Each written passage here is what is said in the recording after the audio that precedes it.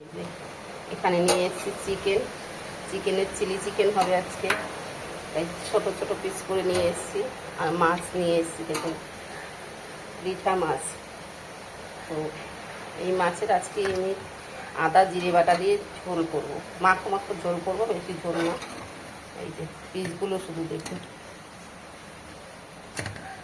তেল ভর্তি মাছের, দেখুন। এই মাছ আজকে আলু দিয়ে ঝোল করব।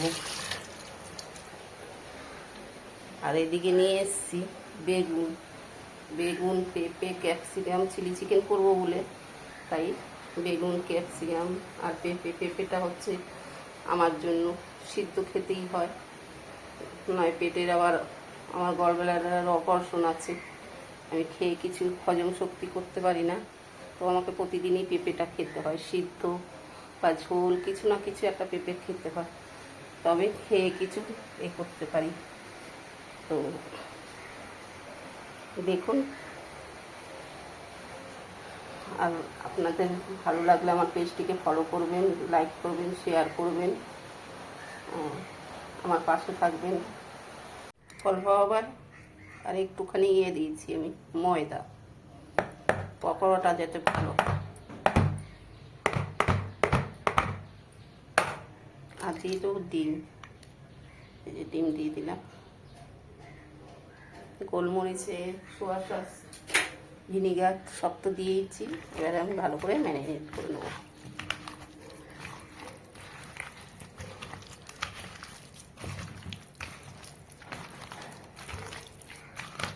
দু তিন ঘন্টা এরকম ম্যারিনেট করে আমি রাখবো।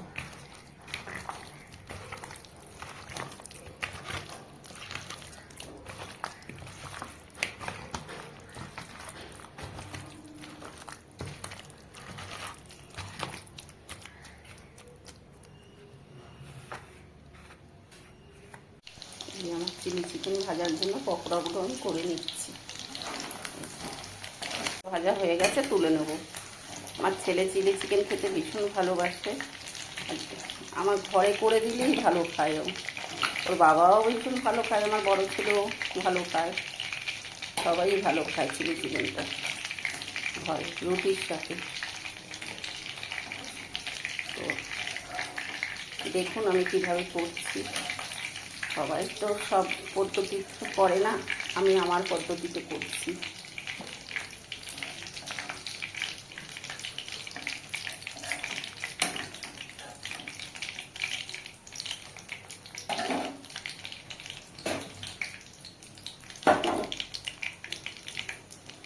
এবার দিয়ে দেবো রসুন, রসুন কুচি করে রেখেছিলাম, রসুন আর লঙ্কাটাও তার সাথে দিয়ে দেবো, লঙ্কাও কেটে রেখেছিলাম। আমার ছেলে একটু ঝাল বেশি খায়, ওই জন্য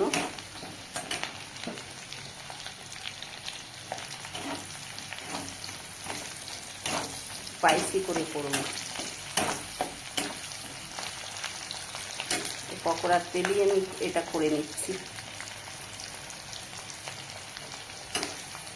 রাত্রে যেহেতু রুটির সাথে খাবে, আবার একটু গ্রেভিও রাখতে হয়, পুরো শুকনো শুকনো ডাই করলে হবে না, গ্রেভি করতে হবে।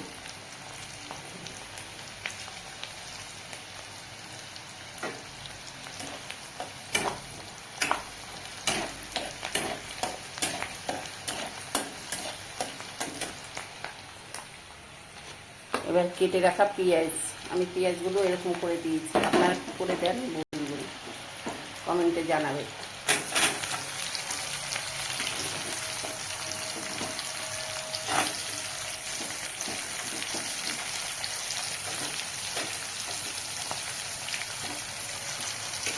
যেহেতু রুটির সাথে খাবে, গ্রেভিটা হবে, তাই পেঁয়াজটা একটু বেশি দিয়েছি, কেন পেঁয়াজ আমার হাজবেন্ডও ভালো খায়, ছেলেও ভালো খায়।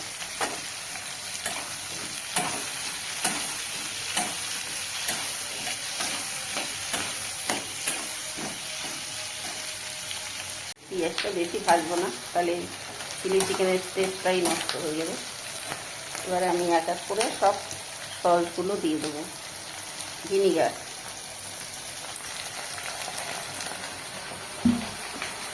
আমার বাড়িতে করা টমেটো সস,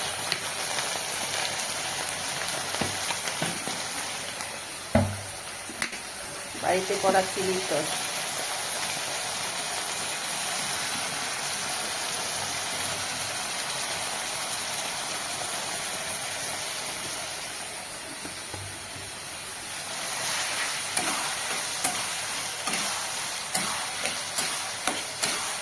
আবার ভাববেন না যে এই কড়াতেই করছি, আমি অন্য কড়াতেও করতে পারতাম, এই কড়াটাই করে আমার অভ্যস্ত, তাই এইটাই করছি।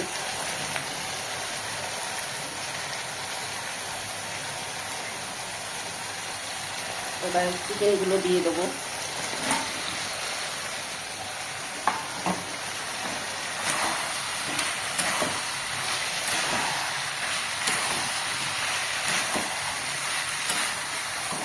এতে পেঁয়াজ পাতাও দেয়, আমার ছেলে আবার অত ভালোবাসে না জানো, ওই জন্য পেঁয়াজ পাতা দিলাম না, ক্যাপসিকামটা দেবো।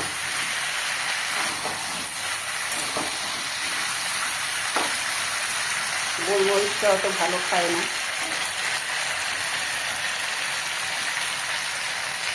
যেহেতু সসের মধ্যে নুন আছে, নুন অল্পই দেবো, তারপর আবার সোয়া সস দেবো, তাই আর নুন বেশি দেবো না।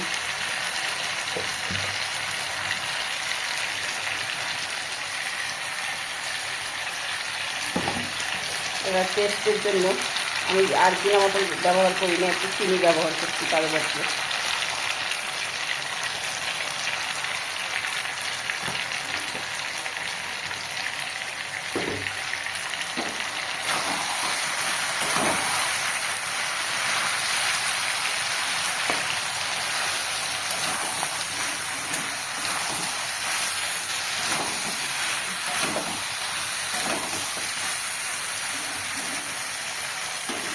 এবারে দিয়ে দেবো সোয়া সস।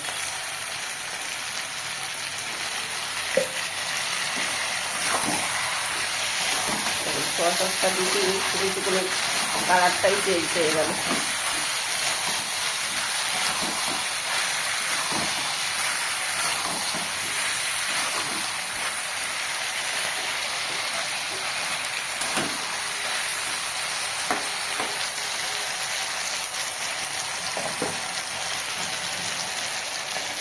ক্যাপসিকামটা দিয়ে দেবো।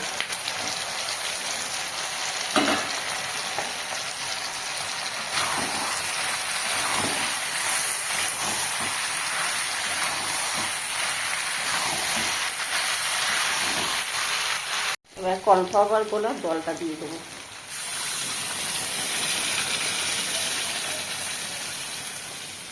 আমি গ্রেভি করবো একটু, তাই জলটা বেশি দিয়েছি।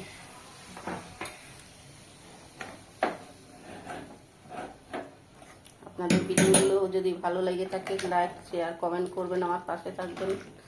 আমি জিরোর থেকে শুরু করছি। হ্যাঁ, কবিতার রান্নাঘরে সবাইকে স্বাগত, আপনাদেরকে নমস্কার।